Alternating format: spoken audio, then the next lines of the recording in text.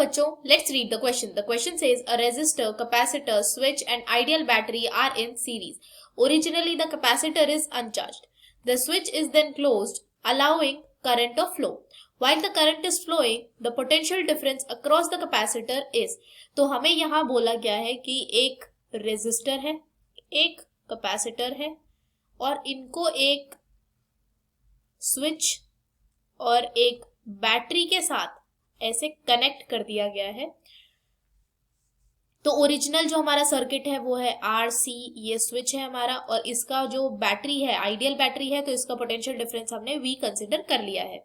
फिर हमें बोला गया कि इनिशियली जो ये कैपेसिटर था ये अनचार्ज था, फिर स्विच को क्लोज किया गया और जब इसे क्लोज किया गया तो करंट फ्लो कर रहा था, और इस करंट फ्लो के बाद जो पोटेंशियल डिफरेंस है अक्रॉस द कैपेसिटर, तो ये पूछा है कि इंक्रीज होगा, डिक्रीज होगा, फिक्स्ड रहेगा या फिर पहले इंक्रीज होगा देन डिक्रीज होगा। तो इसके लिए जो कि कॉन्सेप्ट हम अप्लाई करेंगे वो अप्लाई करेंगे कि अगर यहाँ करंट फ्लो कर रहा है मतलब चार्ज फ्लो करेगा तो मतलब कैपेसिटर चार्ज होगा, capacitor will get charged, decreasing the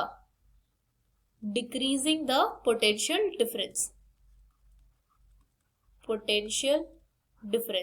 क्योंकि यहाँ जो बैटरी है यही इस कैपेसिटर को चार्ज करेगी, और जब ये बैटरी इस कैपेसिटर को चार्ज करेगी तो यहाँ से करंट फ्लो करेगा, और करंट फ्लो करने के बाद इस बैटरी का पोटेंशियल डिफरेंस डिक्रीज होने लगेगा। तो यहाँ जो हमारा करेक्ट ऑप्शन हो जाएगा वो हो जाएगा that potential difference across the capacitor is decreasing. तो जो हमारा करेक्ट ऑप्शन है वो है option B. I hope you understood this well. Thank you so much. All the best.